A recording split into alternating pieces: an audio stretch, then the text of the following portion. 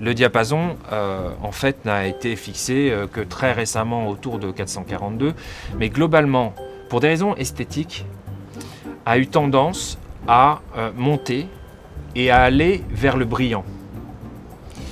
Et globalement, c'est ce qu'on pourrait aussi dire de l'évolution des instruments. En allant vers le brillant, il a perdu aussi de la couleur. Le diapason, d'abord, était différent au 18e dans pratiquement toutes les villes d'Europe.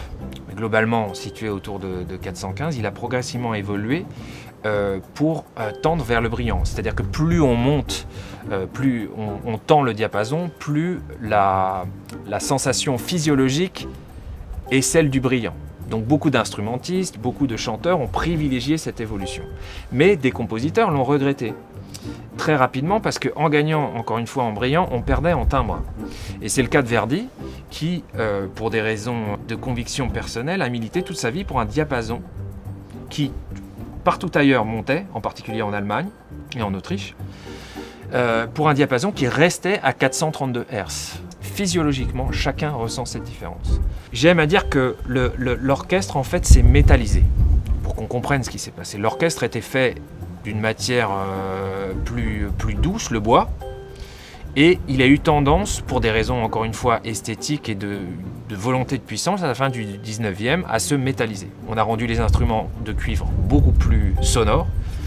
Certains diront plus performants, mais c'est avant tout sonore. Mais en les rendant plus fiables techniquement, on les a aussi dénaturés du point de vue de la couleur.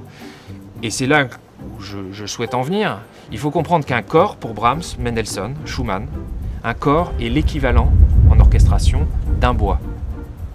Ce n'est pas un cuivre. C'est-à-dire que quand un compositeur veut avoir l'effet de 4 corps, il mixe 2 corps et 2 bassons. Donc on peut considérer qu'il y a une équivalence de puissance. Ça devient faux après l'évolution de l'orchestre au XIXe siècle. Et aujourd'hui, quand on veut restituer précisément cette technique de composition ou d'orchestration d'un Mendelssohn, les corps apparaissent beaucoup plus dominants que les bassons. On se rend bien compte que c'est des paramètres que tous les compositeurs, disons jusqu'à Mahler et Strauss, tous ces compositeurs maîtrisaient ces aspects. Et aujourd'hui, on les a complètement perdus, alors qu'ils constituent l'essence même de la matière qu'ils utilisent.